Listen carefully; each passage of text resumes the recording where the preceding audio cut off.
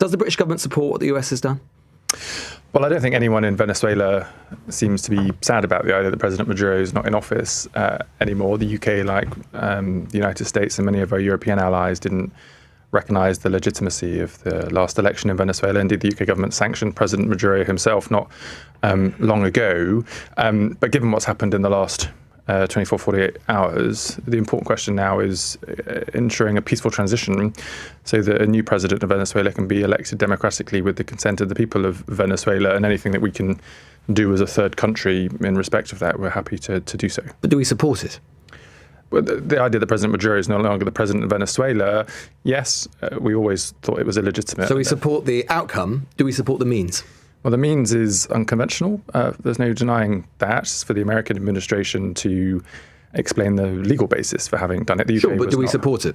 Well, it doesn't matter one way or another because it's happened and we were not involved. Surely it matters. We're a UN Security Council permanent member. Surely it matters what we think. Do we support it or not? Well, the UN Security Council is going to meet this week and the American administration will have to set out the legal basis for the operation. Are you saying that your own government's view about this matter doesn't matter? No, I'm saying that we need to see the legal basis for the operation that the Americans undertook. They've not published that detail yet. I'm assuming they will do at the UN Security Council. Would the British government do this? Would we do? Yeah. Would we do what they've done?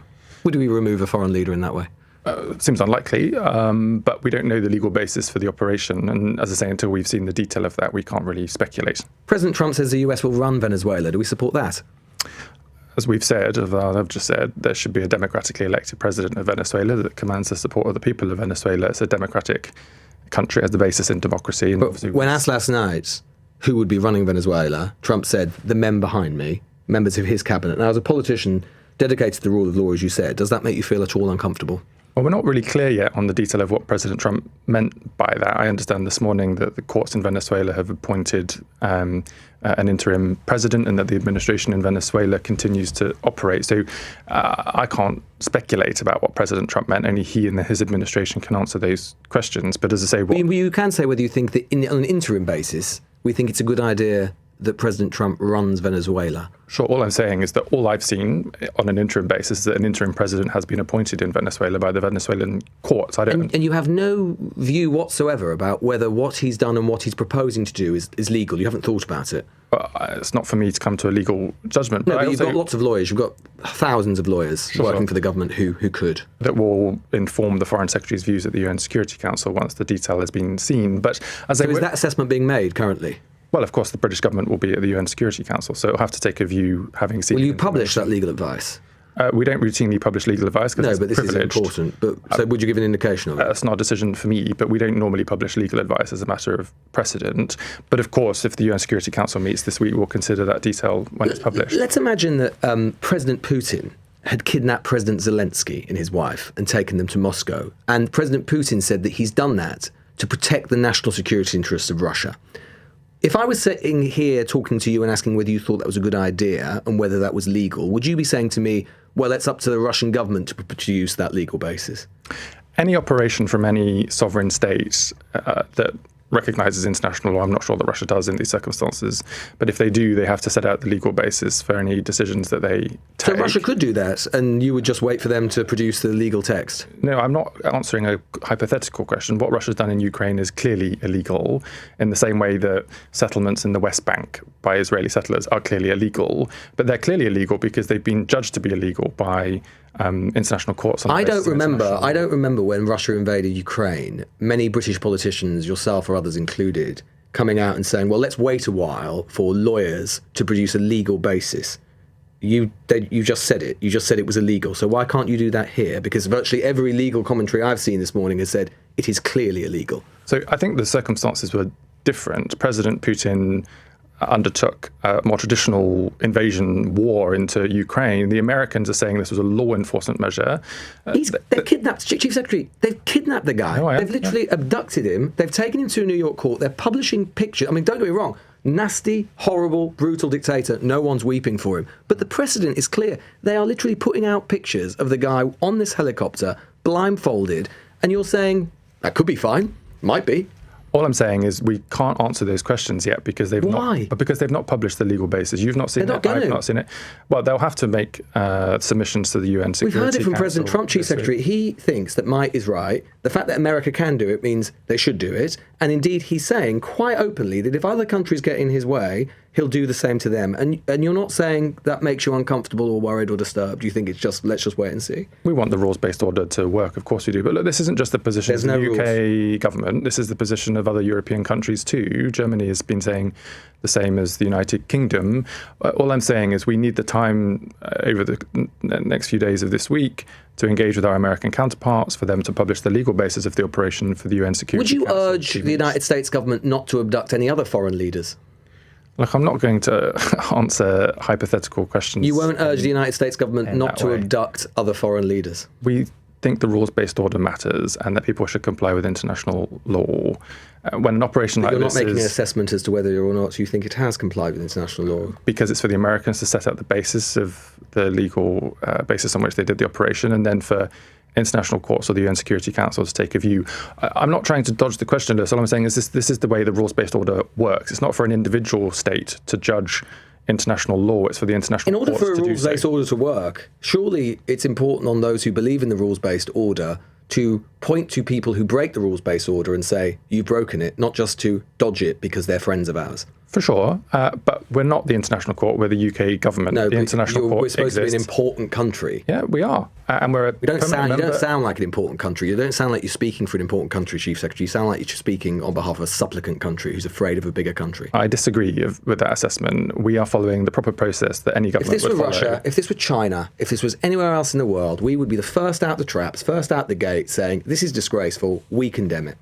You know that. I know that. As I say, we need to see the legal basis for the operation that was undertaken and what President Trump meant by his comments yesterday in terms of the administration. The wife of Stephen Miller, the President's Deputy Chief of Staff, has tweeted a map of Greenland, you might have seen this, covered with an American flag saying that they're next, saying soon in capital letters. Would you urge the United States not to invade Greenland? Of course, Greenland is part of the Kingdom of Denmark. It is a sovereign state in its own right, and the rules-based order and international law is very, very clear. All I'm saying is... Would you urge them not to abduct the leader of Greenland? Of course, but all I'm saying is that the Americans' commentary so far has been that this was a law enforcement measure against President Maduro.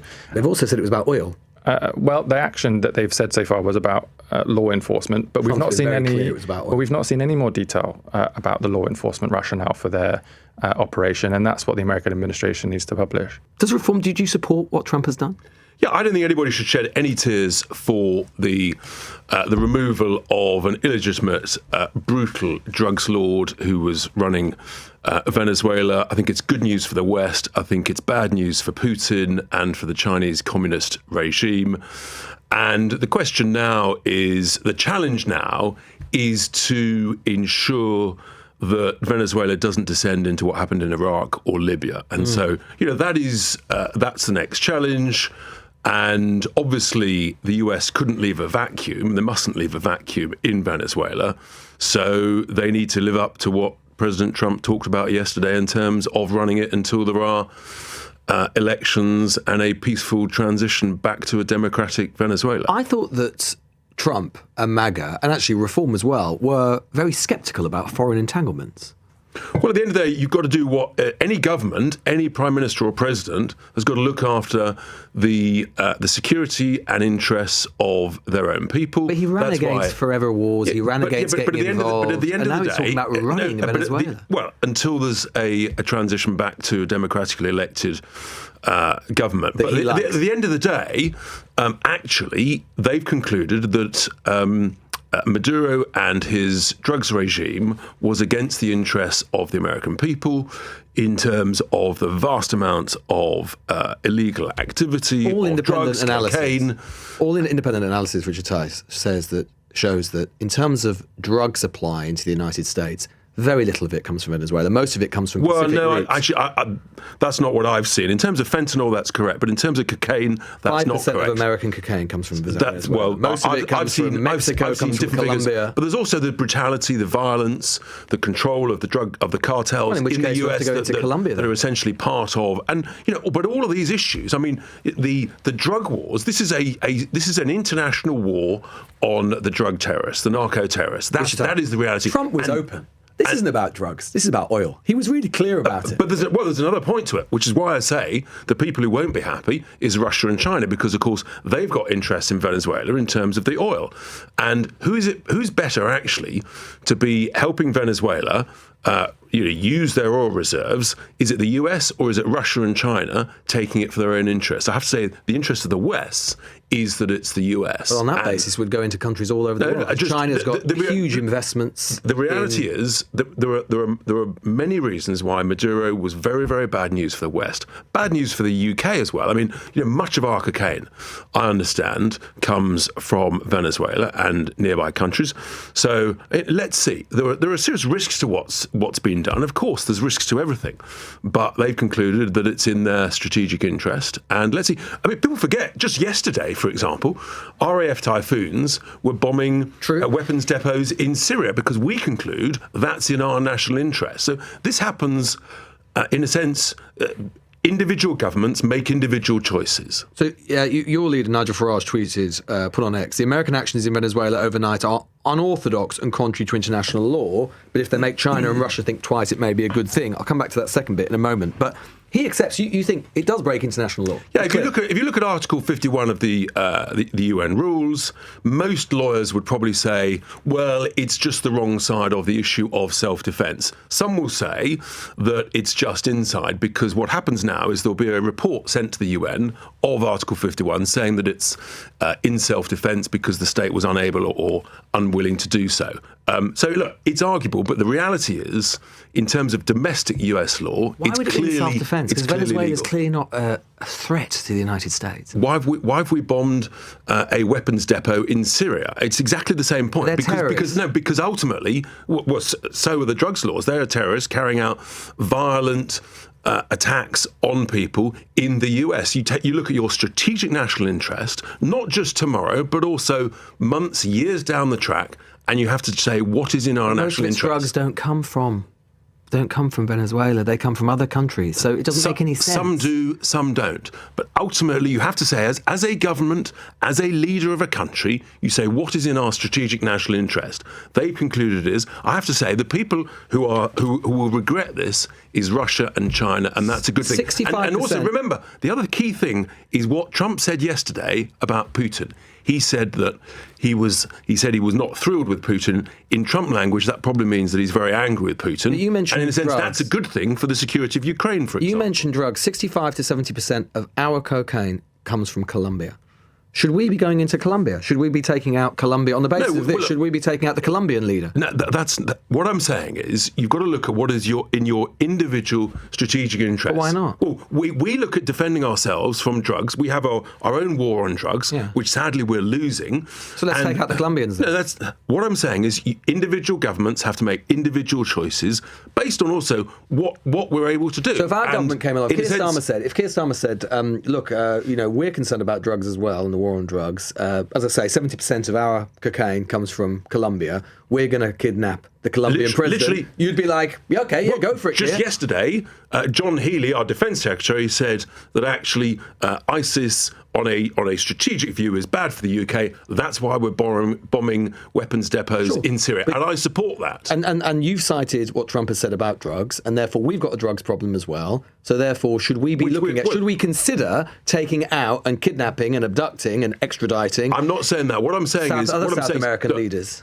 Countries in the West, countries in the West are losing drug wars and will make individual choices about how to respond to it. Because the truth is that the money and the violence and the armed conflict that comes from the drugs wars. I mean, essentially, Maduro has been leading a cartel that's been running Venezuela, and much else has essentially sort of most of their drugs didn't come from Venezuela. It doesn't make any sense. Substantial amount of drugs from Venezuela comes into the UK. More comes from Colombia, more comes from Mexico. And Europe. And it's all bad. Yeah, sure. So that's what I'm saying. So on this basis, let's call it the Trump doctrine. You support Trump. Drugs are a huge problem. Let's take out the Colombians, Richard. Let's go for it. Drugs are a huge problem. And the Americans have concluded that's in their strategic interest. And we've got a drugs problem. We deal with it in our ways. Sometimes it works, sometimes it doesn't. Nigel Farage also said, as the second part of that tweet, if they make China and Russia think twice, it may be a good thing. Why would it make China and Russia think twice? About what? About essentially the confidence of President Trump to respond to situations. And what he alluded to with regard to his view on Putin, I think is very significant, underestimated by people. But what he said, he's not thrilled with Putin. I think in terms of what that means, hopefully, in terms of the security guarantees given to Ukraine as part of trying to get to an acceptable ceasefire and ultimately peace in Ukraine, I think that's important. We shouldn't in any way underestimate that. Let's hope that continues. Might it not be the case that Russia and China take a very different message from this, which is great. We've been saying for a long time, we've all got spheres of interest. The US have got the Western Hemisphere. We've got our spheres of interest. Might is right. We'll do what we like. Well, I take a different view. I take the view that actually, the Chinese literally had a special envoy and a delegation in Venezuela this week talking presumably about oil because, China needs oil. So, if we can do actually, if Trump and has essentially given them pause for thought, then I think that is a good thing against the Chinese communist regime. Let's remember that is what they are. They are a communist regime. And what he said about Putin, again, will make Putin think. And I think that is important. It may well have an influence on negotiations around Ukraine. What if the Chinese think, the leader of Taiwan is deleterious to our national security, so we're going to abduct him? I think what they'll think is that actually President Trump should not be underestimated, and that will give them pause for thought. I'm sure we know from your leader and what your leader said about it that you are not happy with what President Trump has done. But it is true to say, isn't it, that there will be plenty of Venezuelans, we're seeing it on the streets of Caracas over the last 24 hours, who are thrilled that Maduro, who is a corrupt, rotten, horrendous dictator, has been removed from that country, and Trump has done it. So Maduro was a brutal and illegitimate leader. I don't think anybody sensible is saying anything different. But that's not the same thing as saying that it's okay for Donald Trump to ride roughshod over international law. We think that the UK should convene the UN Security Council because we think this is such a serious matter that Trump and his acolytes should be held to account. Look, we don't think by any means that the Venezuelan people should be ruled by the US. And we think that legitimate, democratically elected leaders should be running Venezuela. Do you think that meeting of the UN Security Council is going to happen, I think, on Monday, regardless? Do you think there's going to be a motion of censure? Obviously, we're going to have to look at the British government's going to have to look at the wording and so on. But if it's a straight up or down condemnation of what the United States has done, do you think that we should vote against the United States and for that motion in those circumstances? Look, these things are multidimensional and complex. The US is a really, really important ally for the UK. However, when your friends do something that you don't think is the right thing, it's a much more powerful message when it's a friend telling you you've got something wrong, isn't it? So we think that the UK should condemn this action because we don't think it complies with international law. We heard from Dame Emily Thornberry at the start of the show. She was suggesting that Donald Trump didn't seem especially well in that press conference. Would you agree with that? I don't know. I am not a geriatrician. Is that the word that you say for a specialist doctor for somebody at that stage of life? I don't know. You might need more than that. I think it's really important that there are checks and balances around anybody who's in a position of power. And one of the things that puts off a lot of people about the idea of a presidential setup is that all of the power is concentrated in one place. I would like to think that the US is a sufficiently mature enough democracy that they have enough checks and balances around there to question any decisions that are being taken. And I think we, as a long-standing friend and ally of the US, we have a role to play. And I think we've seen that the coalition of the willing, for example, if we're talking about the West's response to Putin's illegal invasion of Ukraine, when we work with our allies, particularly but not exclusively our European allies, we can bring about a change in the way the US and others are behaving. So I think there is a role for the UK in all of this, and that sometimes is telling your friends like the US and Trump that they've got stuff wrong. The British government is saying that they're not going to take a view on this until they've seen the legal basis for what the United States has done and is proposing to do in Venezuela, therefore that's on them. Do you think that's satisfactory? I think international law does matter, and I think that's a really sensible thing for a grown-up liberal democracy to do.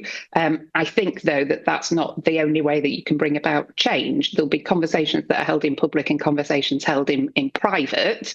We don't see how this has complied with international law. If there is a way that it has, of course, we'll look at any detail and scrutinise it closely. But it should be up to the Venezuelan people, not just Donald Trump, to work out what happens for their country and for their important oil resources. Can we rely on the United States under Donald Trump? Look, the US is a hugely important ally to us, but Donald Trump has proven himself to be an unreliable, at times unstable ally. And that is a real worry for us. It makes us, as the UK, less safe. You can imagine Putin and Xi looking at this and rubbing their hands with glee. Because if the US takes this approach to one of its near neighbours, what does that mean for the noises we're hearing about Chinese action in and around Taiwan? What does that mean for Putin's illegal war and full-scale invasion of Ukraine? And I think it makes the UK less safe. And I think it would be right for the UK to condemn this action.